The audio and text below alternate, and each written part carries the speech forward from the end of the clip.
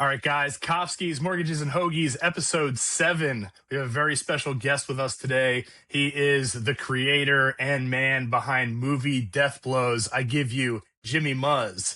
What's happening, everybody? Thanks for Let's having go. me in.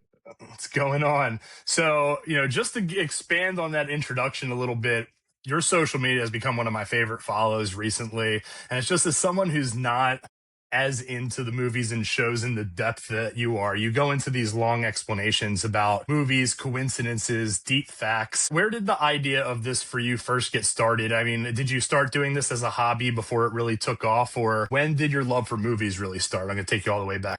My love for movies started. I would come home every day and just watch Michael Keaton's Batman over and over and over again. As it came out in '89, so I was 3 or whatever it is. I would watch that, and then I got really into Star Wars, and then my neighbor who lived across the street, where we were watching R-rated sci-fi horror movies we should not have been watching at 6 or 7. So it was like, Aliens, Predator, The Thing, all kinds of like monsters and stuff like that. And it's been that way ever since then. I don't know what I would do if it wasn't for movies. Like, that was my escape. Gotcha. When I first found out, I think a friend mentioned to me that you were doing something on Twitter. I think, was that your first account that was going pretty big? And they were like, "Yeah, Jimmy's doing these like movie reviews," and I'm like, "Oh, like that sounds cool." And then I went on. I think I saw your interview with some of the supporting cast from Reacher. Yes. And then I was like, "Oh, that's pretty cool." And then I went on and I saw that you had Kevin Pollak and Tony Shalhoub on from Mrs. Maisel. And I was watching the show at the time, and that was probably the first interview of yours that I watched in its entirety, because obviously you have those guys on. For me, it was a pretty big deal. I was in the middle of watching the show. How did that all come about? Like, how did you go from just making these passion videos to getting attention of people like that? The first time I ever interviewed anybody was at the premiere of Teenage Mutant Ninja Turtles: Atlas Shadows. It was at the red carpet. I talked to Stephen Amell for like 35 seconds. That was it. That was all they would give me. And then I started going to more conventions, and they started allowing me into the press room. And then it just went from there. Like, I interviewed the late Jason David Frank, who played Tommy the Green Ranger on Power Rangers, Sean Yeah. Patrick Flannery from Boondock Saints. And then it was just like, well, what else do I do? And like, I'm on the media list for all these places around here. That's how I go to the screenings and everything. They invited me. And then one day during COVID, they called me and they're like, "We need you to call us." I was like, "But I didn't do anything. It wasn't me. Whatever it was, I didn't do it." And they're like, "So they want to fly you to London for the Northman premiere, and they want you to sit down with Alexander Skarsgård and the director Robert Edgers." I was like, "You sure they're talking about me?" Like, I never did anything like, no one, I never did anything like that before. That wasn't a thing that had ever happened. And like, it was during COVID. So like, like, I've done interviews before that, but that was like the first time it was like actually real. And then like, I got on a plane and the ticket was there, and I went to fucking London to walk the red carpet with everybody at the premiere there. And I sailed the River Thames with them, with a bunch of Vikings, and they opened up London Bridge for us. And it was an entirely, it was all, it's all luck of that was the luck of the draw. I had Yeah. no inkling that would ever happen or anything like that. Usually I get the scraps, the smaller interviews here and there, and I don't have a problem with that. Right now, I don't know the exact number. You probably know it better than me. I know you're over 150,000 followers on TikTok. What was the following like back then when you started to get some of these other interviews?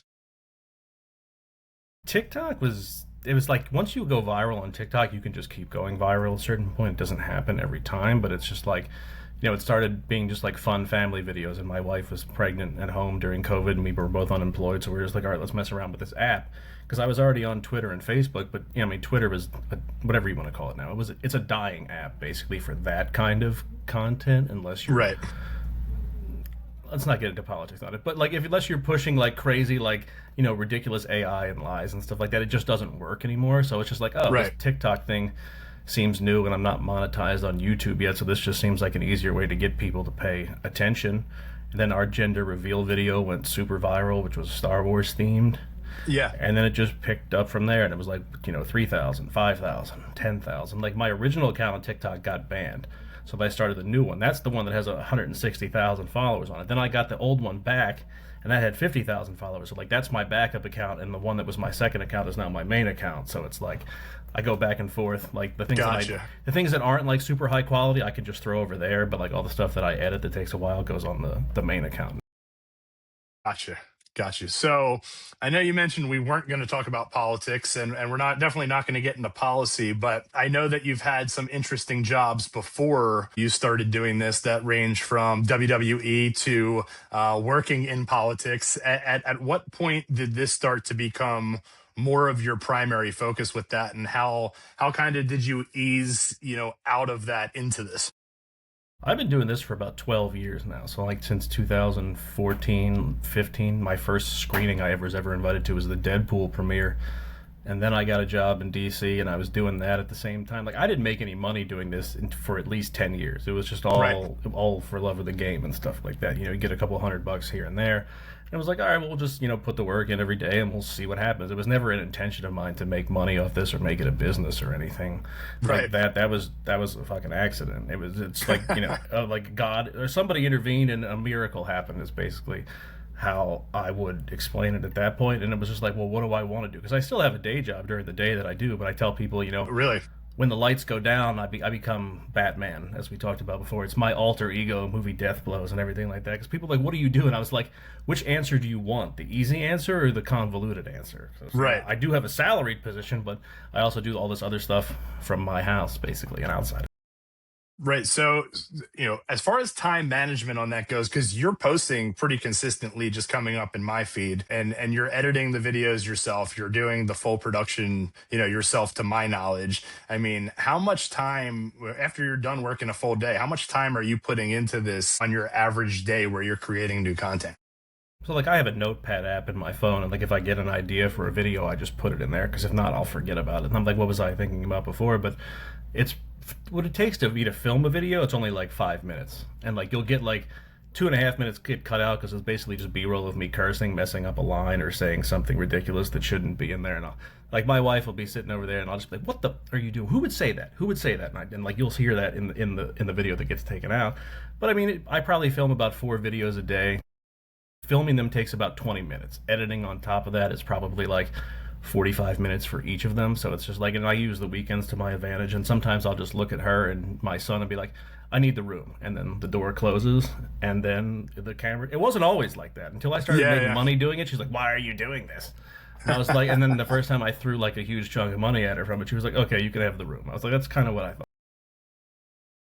So now, when you're talking about editing it and the time that you're putting towards that, even on some of my videos that I do, is that including your research time? Because you go pretty in depth on some of these, where I'm assuming you're cross-referencing things, going back and looking at things. I'd be pretty impressed if all of these videos were straight off the top of the head. They're straight off the top of my head. Really? Everything movie wise is already up here. The clips that I want to use, I already have in the back of my mind, and I know how to find them on YouTube, or they're already saved on my phone because I've used them before.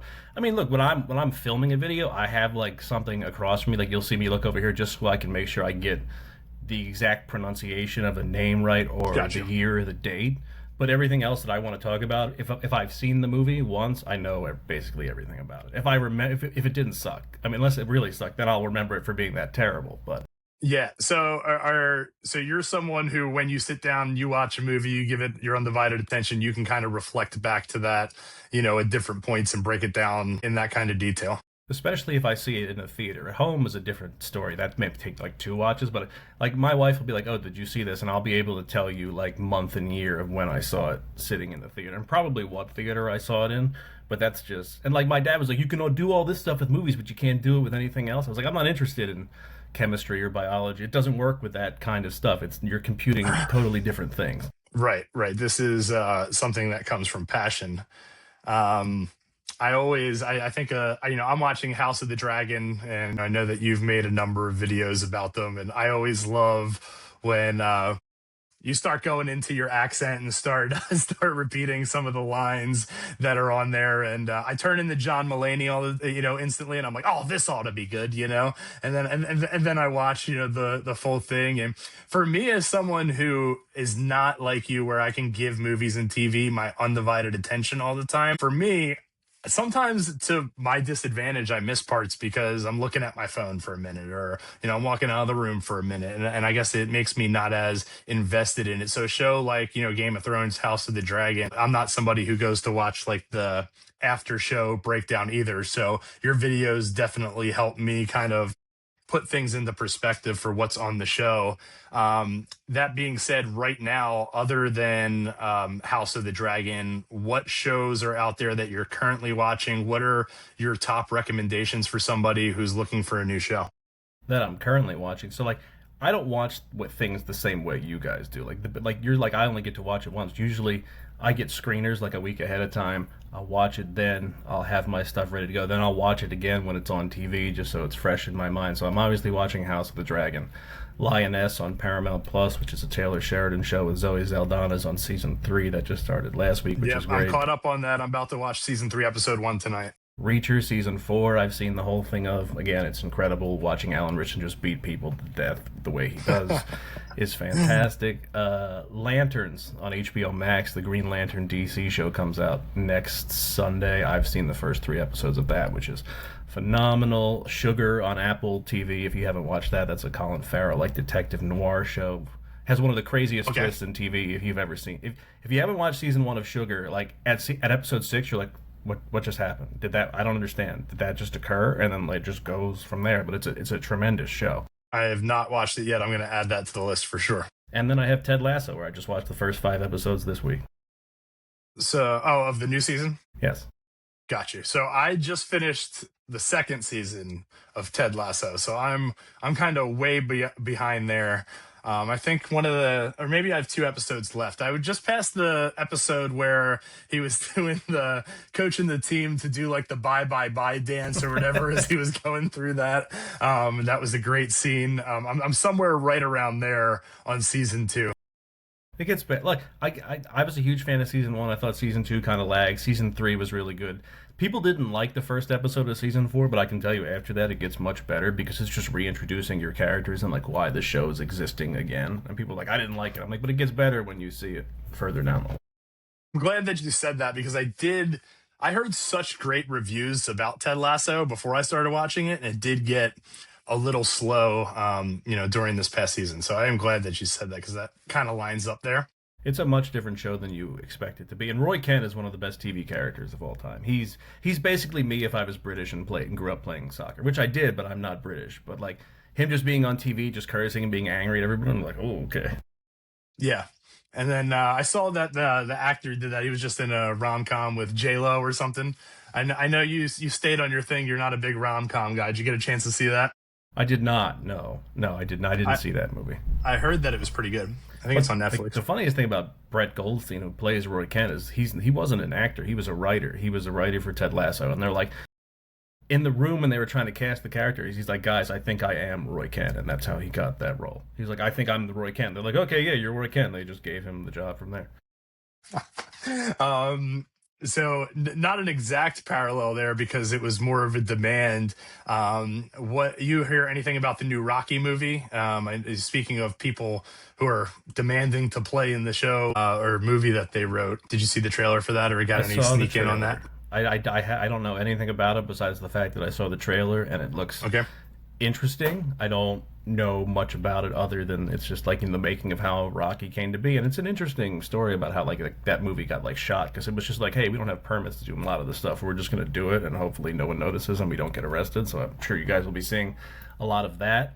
And because like when Rocky's running in that scene through the city, like they're just looping the same thing over and over again from different angles because like they didn't have permission to shoot on those streets or anything. Right. And you're talking about in the original. Yeah, and you'll see that in the with the I Play Rocky. I forget what the name of the movie Gotcha. is. Yeah, I play Rocky. Yeah, that's the thing. My mom was actually at Lincoln High School during the time where they shot. I forget if it was the first or second movie that they had a scene there, and she was there, I guess, at that time that they shot that, which is kind of cool.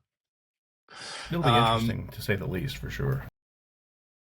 I try to do professional journey. What else is there? Diving deeper than just movie death blows. Tell me a little bit about what you're currently doing, because obviously, since politics, I'm not caught up on that. And what is the game plan from what you're doing now moving forward? Not just with movies, but just overall. Right now, I work for the Attorney General's office for the state of Pennsylvania. My old boss is now the governor of the state of Pennsylvania, the Commonwealth of Pennsylvania. Now I work for his elected replacement, Dave Sunday. He's a very nice guy. I'm a Democrat. He's a Republican, but that doesn't matter here because it's a nonpartisan office at this point. But I work for a specialized program inside the Attorney General that deals with anti-narco trafficking and drug dealers, and we work with like the DEA, the FBI, HSI, and everything like that. No one's ever heard of the program, but it exists. I assure you, it's called HIDA, the High Intensity Drug Trafficking Area Program. And people ask me all the time, like, aren't you going to quit that and like do the other stuff full time? And I was like, no, because the other stuff isn't guaranteed. There's no guarantee I'll make the same amount of money that I make every month. It could be a bad month. It might go away. TikTok could get banned again. And, this one I have a guaranteed money and I have a pension if I stay there long enough. So why would I give that up just to have more time on my hands or anything like that? It doesn't make sense to me. You're just covering all your bases. Yeah, I know, because I think that you mentioned that when you used to work for Shapiro, I figured that you moved on from that. I didn't realize that you stayed, and obviously he moved on to be, the Pennsylvania governor. So I've known Josh for years, since he was the Montgomery County commissioner, because I used to work for Congressman Boyle before that, who was based in Glenside, Montgomery County. It was half Northeast Philly, the other half Monco, so Josh was always around. Gotcha. And did you go to school for political science, or did this kind of take you in a weird direction? I have a degree in communications from the Temple University, as a minor in political science. Fight for the cherry and the white. Temple tough, Temple made. If you know, you know. Also, shout out Bucks County Community College. But it was like I worked for WWE, and then I didn't have that job anymore, and then I was doing some stuff on the side, and I started movie Death Blows, and it was like, well, what do you want to do? And I was like, well, I kind of want to help people in the place that I live in. And I was just like, I was always interested in politics and the West Wing, and one day I saw an application on Craigslist, of all places, to be special assistant to a United States congressman, and I was like, there's no way this is real. And then I got an email back from the chief of staff and the district director, and they're like, hey, we want you to come in for an interview. I was like, let me just make sure this is like a real office. So like I drove there the night before just to make sure it like said his name on there. I'm like, yeah, it says his name on there, so I guess it's real at that point. And then I went there, and they wanted me to come back for another interview and come back for another interview, and then I met him, and then it was like, hey, you have this job that not a lot of people have. I was not expecting it to start and go that way. That's exactly how it went. So on the show, Kofsky's Mortgages and Hoagies, of course, part of this is we talk about food rankings. And I'm going to give you the option, because your family's from Chicago and you're representing the Bulls, as we all see, whether or not you want to do Philly hoagies on your list, or whether you want to do Chicago hot dogs or hot dogs in Philly on your list. I'd probably say Philly hoagies is easier. All right, we're going to do top 5 Jimmy Muzz hoagie places in and around the Bucks County, Philadelphia area that you have to go. You want me to go from 5 to 1 or 1 to 5? It's your choice, but traditionally, I guess 5 to 1. 5 to 1? Sometimes it's easier to say your favorite one first. So there's a few people on the show that have done it reversed. Look, the favorite one I found, I live in Warrington. My favorite one that I found around here, because I used to go to the Works all the time. That place it's not the Works anymore. It's the Steak and Hoagie Factory, which I will never call it that. It's the Works. But there's a place here called Bucks County Hoagie, and it's fantastic there. The bread is so good. I order from there probably 2 or 3 times a week. I just can't get enough of it. And they have like these thick boardwalk fries that are over there. But the sandwiches over there are incredible. I think I had the steak sandwich from over there once. It wasn't the best, but like the hoagies that I get there, I have to get them all the time. They're that great. I'll have to check it out. I've never been there. I've been to plenty of places in Warrington, but haven't been there. I think that you guys have like a Steve Steaks there now. I know Chickies is up there. It's a bunch of things going on. Steve's is the other way. Bucks County Hoagie is like right across, like York Road, like right across from Archbishop Wood. It's in that shopping center over there. Okay. Number 2 is in Glenside. We were talking about my work with Congressman Boyle. There's a sandwich shop there named Giuliano's. It's a little family-owned sandwich shop that it burned down, then they built it back up again. But anytime I was there, I was like, I got to get a Giuliano's sub. It was that good. I mean, I call it a hoagie, but that's When I lived in California, I ordered a hoagie, and the guy's like, "Oh, you're not from around here." I'm like, "Just give me the fucking sandwich. I don't need to go." I was like, "I don't need to go back Yeah. and forth and do this with you." I actually, I guess it's like 15 years ago already. I sold Toyotas at Sloan Toyota Glenside. So I mean, I'm sure that was somewhere in the rotation of places that we got lunch, but I don't know if I remember specifically. It's right back there on Mount Carmel. So like Glenside Ave, if you go one street over, it's right there on the Yeah, left hand side. There's some kind of like impound. gotcha. I mean, most of my stuff is going to be Bucks County related stuff because I don't ever get to go into the city. Like I've never been to Angelo's because I'm not waiting that long for a sandwich. I would love to You're not wait going that all the long. way down there just to get a cheesesteak? No, I'm not going to be like, and I don't have anywhere to eat. Like, how am I going to eat in my car and then wait? I'm not doing that. We talk about it all the time. I'm still not doing it. So yeah, I haven't been to Angelo's in a long time, but they actually Angelo's is one of two places that appeared on both the cheesesteak lists that we did on this show. On DJ Zoe and Chris both had Angelo's and Skinny Joey's on their lists in different orders. I have not been to So Skinny Joe's yet, man, because I'm afraid. And no, I'm just kidding. I saw him on the. I didn't even know what it was until I saw him on the PBD podcast. Sometimes I'll watch clips of that, and I saw he had Joey on there, and it was just a very interesting watch. Joey's on TikTok, and like I don't know how he has a podcast, but all he does is curse. Like every other word out of his mouth is the F word. That's all he says. I was like, this isn't even a podcast. It's just something built around someone saying the F word that many times. Him and PBD was actually a very very good watch. It was he was cracking Pat up because obviously he was in his persona on the show. It was awesome. I highly recommend at least watching some of the clips if you haven't seen it. All right, so we got 1 and 2. We're moving on to 3. At 3, I know I told you the Works doesn't exist anymore, but I grew up eating that place all the time. My parents were like, it's super expensive. You're not getting it from there. I'm like, I'm definitely getting it from there. The Works was just a special experience. Like if you weren't in Richboro, like where we grew up around at the time, like you just went to the Works. That was you could hang out there, you could do whatever you wanted. And it's sad that it's not called that anymore, even though I always refer to it as the Works. Some of the best bread Yeah. you'll ever get too.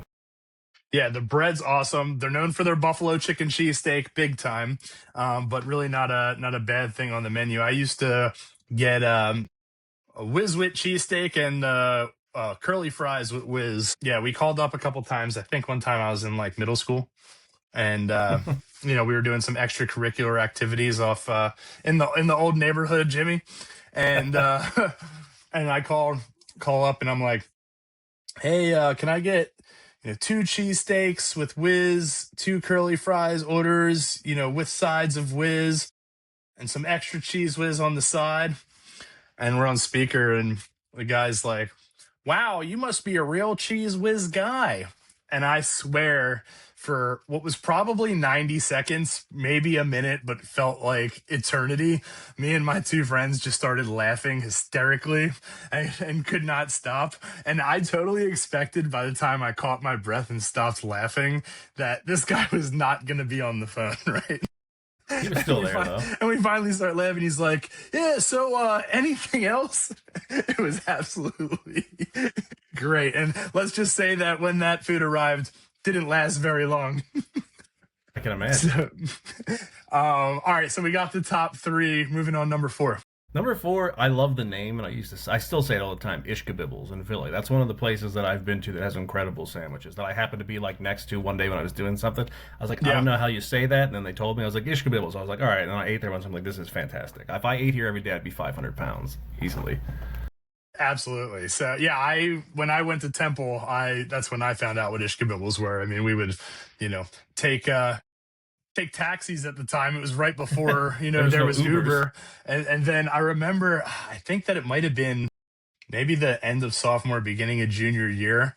So we were going to like McGillen's or somewhere, and somebody's like, oh, like, let's just call an Uber. And I didn't even have a smartphone yet. So I was just dumbfounded that I think they called it on like an iPhone 3. I don't even think there was like FaceTime yet. They didn't have that then. Yeah. So, and then sure enough, I don't know if they were still testing it in the city or not, but yeah, we took an Uber to McGillen's, and my mind was blown. It was that and Venmo that I think did it for me the most. All right. Ishkabibble is number 4. Wrapping up the list. What do we got? Number five is it's an oldie. It's closed. It doesn't exist anymore. You remember Munchies in Richboro? They were also selling like grenades and guns you, out of the back of it, but actually, dude, the Cheese Whiz call might have been to Munchies, not the Works. Now that you say it, everybody loved but Munchies. yeah, Munchies was definitely a go-to for a while because also before I moved into the neighborhood in Holland, we grew up right off Upper Holland while my parents were still together, and then we moved over off St. Leonard's. So Munchies was like the closest thing right down there off Upper Holland. They have a new place there. It's really bad that I forget what Yeah, it's I don't. called. I've never been there. Every time I Now drive it's by, good. The guy who owns it's super nice. I've been there a bunch of times. the lady that worked at Munchies was like the nicest person that ever lived. She was like 50 or 60. Every time you came in, she was super happy to see you. I was like, I don't know this lady, but if anyone was ever mean to her when I was here, I would immediately fight them just because she was that nice to everybody. And that's not something you see all the time in this area. And when we would order at a Blockbuster when I worked there, she would come and she would like shop for the movies after dropping the food off and everything. Richboro Blockbuster, the Friday night showdown. That was awesome. I used to love going to Vince's Pizza right there Yeah, that was when they there. had it, and then When they had going it, over yeah. to the Blockbuster. What'd you say? I said when they had it. Yeah, it hasn't been there in a long time now. I don't Yeah, think. yeah. Vince's hasn't been in a long time. I mean, my dad had to have still been living in Pennsylvania, which would have been 2000 year 2000. He moved down to South Florida. Yeah, because everybody So just thinks of Dominic's now because that's across the street, and we would just walk over and get it from over there. yeah. There's an underrated sandwich shop that's in Southampton too, Berardi Brothers. I don't know if you've been there, but their bread is incredible. I heard Berardi Brothers is like the new hit. It's At real least small in there. within a There's only couple like years ago. there's only like six tables or anything. Like it's real small, but I ate there once. It's a seated roll. The bread was fantastic. Did you ever get to go to Trev's over at like Street Road in Bustleton? It was over where like the Cheese Dogs hot dog place was, like right near there. I know where it is, but I never went there. No. So Trev's was awesome. I mean, I would come in and visit. I would walk over to my buddies, and one of my other friends wouldn't know I was in town. They'd be like, Kofsky, 45-minute wait at Trev's. Knew you were in town. Like, that's You got me. to get it when you're here. So yeah, that's even going through these lists are take me down, you know, dude, I get excited for Jersey Mike's these days. Like that's the state of things in Orlando. Is I got like Las Spadas that's like 20 minutes away, but other than that, I'm like either gonna make it myself or I'm going to Jersey Mike's, and That's it's yeah. kind of a sad existence, but I mean, when you it, live in California, there's no sandwich places that are any good. So it was yeah. there's a 7-Eleven on every corner. I was like, I'm just going to this Jersey Mike's. And that's where the guy, when I was like, give me a turkey hoagie, he's like, Hoagie, you're not from around. I'm like, just give me the fucking sandwich. And he's like, do you want it Mike's way? I'm like, no, I want it my way. I don't want it fucking Mike's way. I'd be like, this place isn't from here. This place is from Jersey. Oh He's like, man. Hoagie, you're not from here. I'm like, just give me the sandwich. I remember that verbatim. There is a TikTok video where I said that as well. So, no, this is a little outside of the realm, but this is kind of the part that excites me a little bit is that I always like to touch on the other part of my show, which is mortgages. And I always like to hear random questions or insight or statements or anything from people that are outside the mortgage business. So is there anything that you're following, news wise or just in general life that has anything to do with real estate or mortgages that you have questions on or any kind of strong opinion on? So I live in an apartment. I wouldn't say I'll never be able to buy a house because if TikTok keeps paying me what they're paying me, I can buy a house. But look, I'm fascinated by the subprime mortgage crisis from '08. Like I want to get my hands on every piece of knowledge and every movie. Like Too Big to Fail, I'll watch twice a year. The Big Short, I'll watch. Margin Call. I'm just fast. I don't understand it, but I'm fascinated by it. Like they're talking about like teaser rates and CDOs, and like I'm like writing all this down so I can look because it's not my wheelhouse. I don't know what it is, but I Right. find the entire thing fascinating that could have possibly happened. They just kept like, it's like no, everything's fine, and they're like, it's not fine here. It's going to collapse at any minute. And I still think it's probably going to happen again at some point too. But that's just my opinion. Yeah, I mean, I don't think so. I mean, I think the economy is in a much different place than it was back then, but especially with the lack of regulation back then, they had these things called flipping schemes where you basically your whole team of real estate professionals, right? And they're all in on trying to buy, sell, finance this house for more than what the house is actually worth, right? Which was a huge contributor to everything failing. So you'd have, your appraiser come in, you'd have someone list the house as something, an appraiser come in, verify the house at that price. Once you have the appraisal, the bank's going to finance the house at that price, and the house is not worth that price. So ultimately, it leads, when the market corrects itself, to somebody being severely underwater, unable to pay their mortgage. I mean, it got so out of hand that even common sense lending went out the window. Where my biggest hurdle, now it's loosened up a lot, but my biggest hurdle when I first got into the business was someone's like, I have a 780 credit score and I have 20% to put down. Why is there any rule on this planet that would prevent me from being able to get a mortgage? And it's like one of those questions where you're like, these are just the rules. I mean, what kind of logical explanation can you give somebody?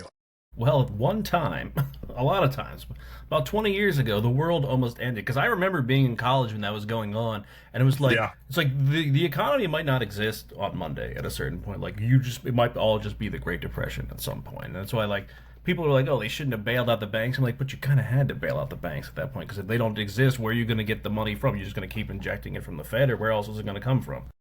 Yeah, and if you don't bail out you're also talking about your neighbors and your family that have money at this bank, that they're going to be reliable to make good on, or liable to make good on. So yeah, so that must have been like 2007. So you're already at Temple. What are you, sophomore or junior at that point? I'm at Temper Ambler. I didn't even go to Maine yet. Like Okay. my first two semesters were at Ambler just because I was still working at the same time and I didn't feel like taking the train every day and I could just drive to Ambler and it was easier. But then like I remember sitting in my it was a seminar. It was like 4 credits for whatever reason. I don't remember why, but it was just like the world might end. We were just watching the news and it's like it might be over. It might be over here. And I was just like, oh, okay, well this is awesome. It doesn't affect me. I don't make any money. Right? I make $7.25 an hour. Like I was still probably So like 10 or 12 years away from even thinking about a house, and it still hasn't happened now. So so what I remember is I was actually working a summer job in 2007 for, my dad's on the wholesale side of mortgages. So like my companies that originate loans, we bundle them and sell them to the companies and other companies like where my dad works, right? Just for simple explanation. So I'm in the summer working for one of his customers just as like a temp job, summer job, get my feet wet, keep me out of trouble, right? And they call us into the conference room. I'm 17 years old. And he walks in and he just basically tells us, like, basically what your professor tells us. And he's like, okay, so I'm going to have an auditor here next week. If they're coming after me, they're coming after everyone because I do this right. And like, strap your seatbelt on. Like, this is what's about to go down. And I feel like I'm in a movie because I'm 17, right? And this is only stuff that I've seen in movies to this point. Like, I'm not even grasping what's actually about to happen at the time. And it was just a wild time to be around. And ultimately, that's what led me into the mortgage business, because when I was at Temple, I don't talk about it a lot because I don't like to broadcast the fact that I actually didn't finish my degree at Temple, but I ended up nobody's perfect. leaving because is that I ended up saying, oh, well, college isn't going anywhere, right? And everybody was graduating at that time in, 2011, 2012, 2013, that were my age, and you weren't able to find a job that had anything to do with your degree. So I started, while I was going to school, selling Toyotas, and then ultimately took a job in Ann Arbor, Michigan in the mortgage business. And I always thought, I might do this for a couple of years, see if it works out, and then I'll go back to college. And 14 years later, this is, still what I'm doing. And at this point, it's so ingrained in a part of my life that it's just, you know, I don't even know what else I would do right now if I wasn't in the mortgage business. I So worked on swimming pools for 20 years, just randomly during the summer because my dad ran a swimming pool company, so I would just work there. I didn't have a job from when I graduated in 2012, probably like a full-time job every day until like 2015 or 2016. It was just unemployment, random jobs here and there, or pools for like 5 months during the summer. yeah, it almost seems like a lifetime ago, but it was crazy times. Here's a mortgage question for you. What is the benefit of an adjustable rate mortgage instead of just getting a fixed rate one? Like, why would you take an adjustable rate if so many things could go wrong? Got you. So It depends on what you think the market's going to do, right? It's essentially, but the real answer for me is I'm always advising somebody into a fixed because it's going to allow you to plan, right? And even if you're going to take a slightly higher rate, then, it still at least allows you to put your budget together. Now, here's the thing. When rates are projected to go down, ARMs don't get incentivized, right? The bank doesn't want to adjust your loan into a lower rate. So if you actually look at ARMs in a market like right now where they keep saying, oh, rates are going to go down, rates are going to go down, then they're not as heavily incentivized as they would be, in another market. And as a consumer, you take a look at what your goals are. So if you're buying a house, let's see, and you're going to be there for 3 to 5 years, well, then maybe you'll get a 5-year ARM where it's fixed for 5 years, but adjust after that. So the bank gives you an incentive in order to take, the adjustable rate. But for you, it's actually never going to adjust, or you can do a 7-year or a 10-year. And then your pricing kind of differs and gets, more in favor of yourself the less that period is fixed, if that makes sense. It just seems like you could never talk me into an adjustable rate. Like, why would I do that? I just want to play it safe. I'm not interested in like paying. If something happens and it's not often that it does, but if it does, Yeah. you're like, well, what are we gonna do? What are we gonna do? So there's also rate caps, right? So when an adjustable rate isn't like, okay, you get a 5-1 ARM and then it's fixed for 5 years, and then after the 5 years, it's poof, your rate is all of a sudden whatever we want it to be, right? There's, rate caps, and they work that the first number on a rate cap is what your loan can adjust for the first year, right? So let's say that you got, like, just throwing out numbers, like 515 are your rate caps. In a first adjustment, your rate can adjust up to 5% on the first adjustment. After first adjustment, it can only increase 1 for each, adjustment after that, each year after that, right? And then the third number would be the total amount that it would be able to adjust over the course of your loan. So also depending on what those are, because there might be different rate caps for different products, that could also play a factor in somebody's financial goals. Does the rate only go up once a year then? Like when it changes, Yeah. it would go from if it was like 6%, it would go up to 11 is the most at 5. Then it would go up 1 after that or something. Yeah, like that. it wouldn't be able to change by more than whatever that second number would be.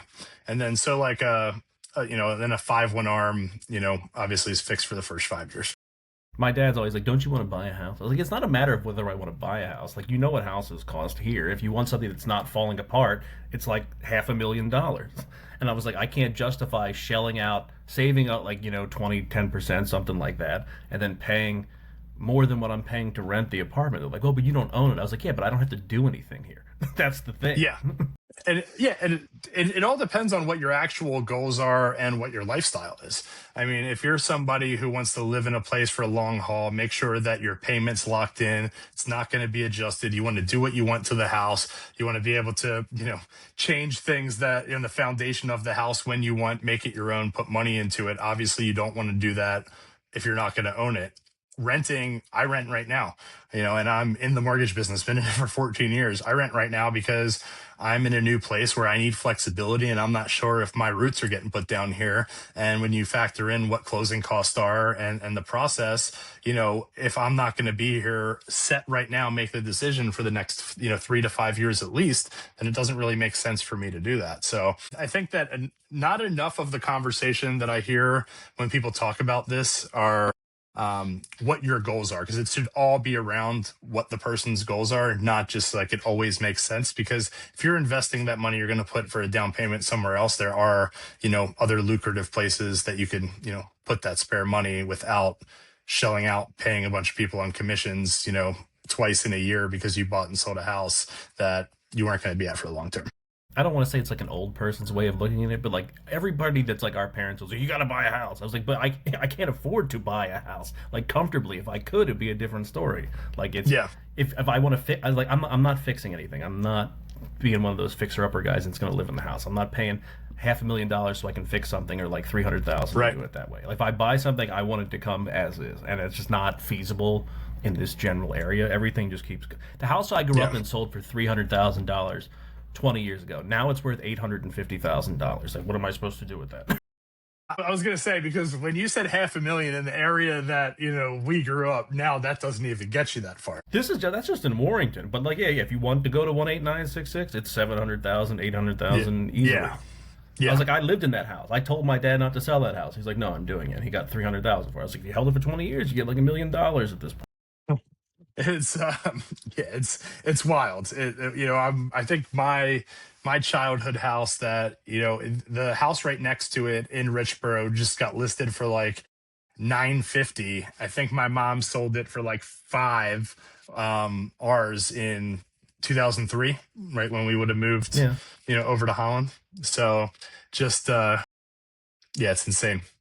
All right. So before we wrap up, anything that you want to add on any of the topics? Like, people always ask me how I got this idea to do movie Deathless, and I always tell them it was never my idea. Somebody suggested it to me at I was having lunch at Jake's in Richboro with my friend Sam Raker and Lauren Miller. I don't know if you know her brother Dustin. He was a year older than you. I think he graduated with my brother. But like she was like, oh, like she lives in Florida, she lives in Orlando. She's like, oh, I do like all these like fandom anime accounts on like Twitter, and like I just post things and people follow me. She's like, you should do that. And I was like, yeah, all right, I'll do that. And then like I was like, I'm gonna do this every day. I got like 10 followers, but then like if you keep doing it and you're good at it, you see it going up, and it's like 10, 100, 1,000. Then you're at 10,000 followers at the end of the year, and you're like, well, how did this happen? And then you get put on the press list and you can go to these screenings that you're invited to, and like doors open that way. But it was never my idea to do it. She was like, you should do this. And I was like, yeah, I got nothing else going on. What else am I going to do? So I always give credit to Lauren as much as possible. And then Zach Scholl, who graduated with me as well, he was on the media list before me, and he was like, do you want to get on this? And I was like, yeah. And he gave me the person's name and I applied for it, and then I got on it. So I wouldn't be where I am without Lauren or Zach. Lauren giving me that idea, or Zach giving me the email for it. This reminds me of a question too. So when you're going to see these movies because you're on these lists, um, like I'm not sure if I saw you post something, or if maybe I messaged you before. Do you just go watch these at like Neshaminy or somewhere, or do they like open a theater for you?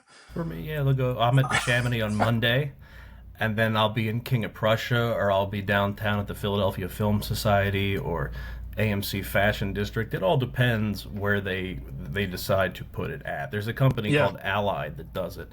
I've been working with them for 12 years now at this point. I know them, their reps and I, we go way back and everything like that. So I'll be in Chamonix on Monday for the end of Oak Street, which is with Anne Hathaway and Ewan McGregor, about like their house gets transported to like a universe with like dinosaurs in it, which obviously I'm interested in, but that's in Chamonix. But King of Prussia has the only 70 millimeter theater you can see the Odyssey in here, so that theater's packed Okay. constantly and everything. Yeah. Even though the projector broke like 2 weeks ago, so they had to fix that.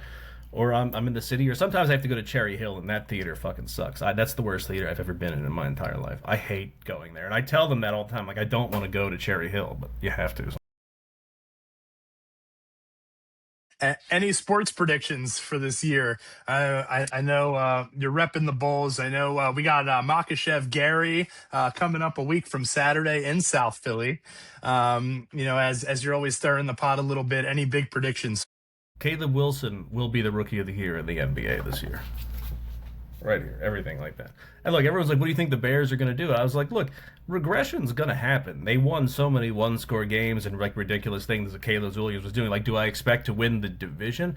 I do. Do I expect to win 13, 14 games? Probably not. I could see them being 12-6 or something like that. I don't have a problem with that. He had to play a lot of hero ball last year. I mean, I don't look. I'm obviously I watch every Eagles game.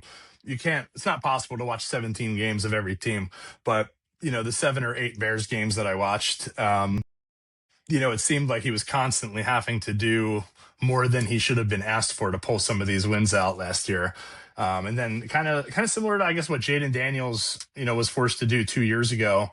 And then last year, just with injuries on the team and everything, just wasn't able to do the same thing. Look, when it came to Caleb or Jaden, they're like, who do you want? And I was like, look, Caleb Williams has the higher ceiling, but like if you pass on Jaden Daniels, don't be surprised if he does something insane and he gets the NFC title game in year one. But like Yeah. he's also super, super skinny. Like Caleb is built like a tank for someone as his size. Like he's Yeah. only 6'1.5", if that, but he's big. Jaden is very, very skinny and lanky. Jaden in his first couple years, looking at him reminds me of like KD when he first came into the NBA, like just super, super skinny. And you're like, how is this guy going to stay healthy? How can you get hit by an NBA or an NFL, linebacker or defensive lineman, be built like that and get up from it? It just look Caleb Williams, he was inconsistent but like when he turns it on, like he's just the Iceman. It just happens. So like I don't know if you can continue to do that where you could just be like, non superhuman and then just become Captain Planet or Captain America or the Iceman, whatever it is at the end. But Yeah. if he can do that the whole game, then I think the league is in serious trouble, especially with Ben Johnson on the sideline. Yeah, I mean, they got the coach and they got the quarterback. I mean, that is, in this league, I don't want to say 75% of it, but it's got to be somewhere close. It's hard to compete if you don't have, those two things locked up. I didn't think we would beat the Rams. The only time I thought we were going to beat the Rams was when we had the ball in overtime at midfield. I'm like, we're going to win, and then we did not win. So I was like, I should have just went back to thinking we were never going to win. I didn't think that we were going to beat the Rams either. And then the field goal at the end of the game, Jordan Davis blocks it, runs it all the way back into the end zone. I was at Twin Peaks with my dad, and we were going bananas. Like, here's something I can tell you. I was 100% confident just to stir the pot and piss you off. I was 100% confident we were going to run all over the Eagles. I was like, we might run for 300 yards against this team. And then it happened. I was like, it's just, for whatever reason, when they get downhill, like they just, you can't stop them. And like gaps were like this wide in that game. Yeah. I was like, is Jalen Carter playing in this game? It's like, I don't see him and Jordan Davis at all. Like, I didn't see them the entire game. Yeah. And it was weird because there was like a 3-game stretch there where they looked like they might be carrying the Eagles to having the best defense in the league for the second half. And then that Bears game just changed everything. And this year, I'm excited to not have the distractions on the team this year. As much as you try to downplay it, you can see even just talking to the guys and, their interviews and everything, that there's just seems to be a little bit of a lightness that wasn't there last year. One of my friends got one of those books signed by AJ Brown. He ordered the book off of Amazon and brought it to one of his signings and had him sign the book. So like I listen to a lot of 97.5 because I live here, but I also listen to the Chicago stations when I'm driving home. I just remember before the Bears game, like, this game's going to be over by halftime. We're going to win. I was like, I think you guys you're not taking this game as seriously as you should take it. You just think it's going to be a walkover, and it's not that. Like, we might not be good on we didn't have any starting linebackers. We were playing third-string linebackers, and still Barkley could go nowhere. It just happened like that. The backups were better than the starters. I think that when I had Zoe on the show on episode 3, he was kind of saying that, after the Super Bowl run, that Saquon was like everywhere. He's like, in everywhere that you run into him, he's like, he'll spend hours standing there signing autographs for every single kid that comes up to him. And it's like going on that kind of tour after, no wonder you're exhausted, by the time the next year comes around. And, it is that Super Bowl hangover. It just comes from things that, typically, I guess, you don't really think of. And he ran ragged the year before that. He was everything. 2,000 yards. So he and a lot of those were just how many like 60+ yard runs did he have? It was just unbelievable. Like, even that Rams playoff game where they played them in the snow, and I was like, the Rams might win this game, and then Barkley was just like, I'm going to run 60 yards that way. Yeah. Well, as a Philly fan, I'm watching that, and I'm like, I've seen this before. I totally expected us to blow that game at the end. I mean, having nightmares of Rondé Barber and the Bucks, and getting blown out by the Panthers. I think the following year or 2 years later, whatever it was. I'll never forget that Buccaneers game. I just looked at everybody. I was like. I was like, they never won a game in this temperature. I was like, I don't know. I think it's kind of over now. That was bad. That was real bad. All right. So we'll close it off. UFC 330. You think Gary can upset Makhachev? Probably not. I like Ian, but like, I don't trust the European fighters to stay on their feet. I never do. And like, he usually has good balance, but I don't. He's a weird guy to begin with, too. He's a very strange guy. And, like, I remember him when he came on, if he was on Dana White's Looking for a Fight or whatever it was. I think the first time I saw him was on the Contender series. But, I mean, he's very good. Yeah. But, like, I just don't. When you have somebody that's that good at getting their hands on you and just throwing you around like a rag doll, like, what is a kickboxer going to do if they don't land the strike? They're probably just going to get taken down. And he can get up, but how many times can you do that? I think they said Makhachev fighting at welterweight is getting into the octagon above 190 The at weight like bullies. between 190 and 195. What'd you say? The weight bullies. Yeah, I mean that is to get in there at 195 at welterweight is just next level, especially when you have that kind of wrestling technique. Like I was looking at tickets to go here, and I was like, these are way too expensive for this. It's The insane. last time I went to a UFC event in Philly was Rashad Evans and Tito Ortiz, and it was like Okay. $190 to get there or whatever it was. I was like, I can do this. Now it's like $450. I was like, I ain't going. Yeah, and that's to sit up top. Yeah, I'm not. No, Last it's UFC crazy. event I went to was in Atlantic City, and it was uh, Kevin Lee against Edson Barbosa. And that's when Okay. like Lee just like pummeled his face in for like 4.5 rounds. I literally got up and left in the middle of round 4. I'm Did, like, I don't need to see the rest of this. And did then he I got see dropped. Barbosa's name on a card coming up? Is he fighting soon? I Is thought he he fought fighting? a little bit ago, but I Did, don't remember maybe, seeing. maybe it was. I think he might have one No, coming up. I he's don't know. fighting in 2 weeks. Yeah, he's Okay, fighting. he's fighting on UFC 330.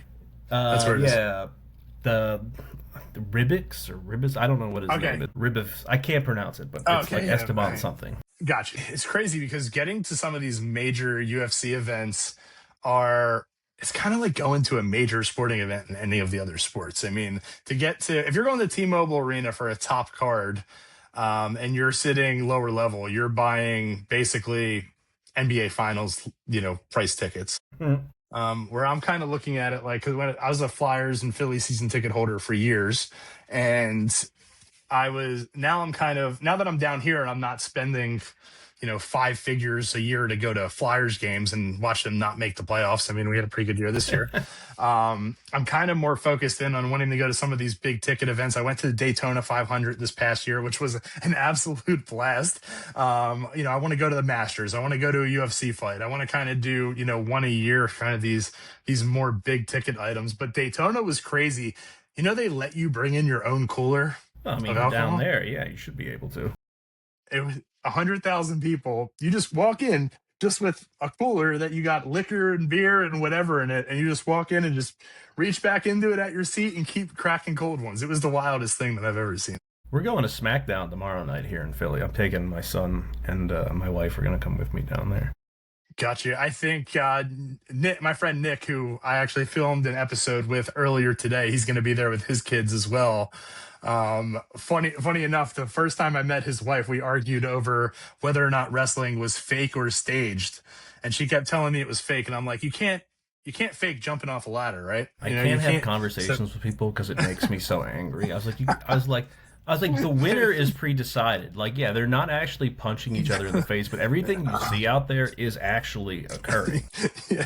So now they have two sons that are like 3 and 5, I think they are right now, and their favorite thing in the world is WWE. And now she knows who every wrestler is. She knows all their theme songs. She has to hear about it every day, and it's like the ultimate karma and victory from the conversation. The thing I teach my son is how to sell it. Like, if I hit you, you got to fall down and just be like, oh, or this. I'm like, you're finally getting that aspect of it. I was like, if you can't sell it, you can't work. It doesn't work like that. I think The Rock said that Stone Cold used to give him like cases of beer if he would sell the stunners, like Oh, to yeah. his liking. Him and Scott Hall are probably the greatest stunner sellers there ever was. I mean, Scott just for doing that like double stunner where he like bounced up in the air at SummerSlam the one year. It might He's have been doing like that WrestleMania. dead salmon dance move. Or Yeah, the whatever. silly salmon. Yeah. Silly salmon. That's it. If I told you the first UFC event I ever went to, it was UFC 101. If I told you the fighters that were on that card, you'd be like, that was. I couldn't, like, you know exactly who they were, but to get in there for $120, the main event was BJ Penn versus Kenny Florian. The co-main Damn. event was Anderson Silva against Forrest Griffin at light So, heavyweight.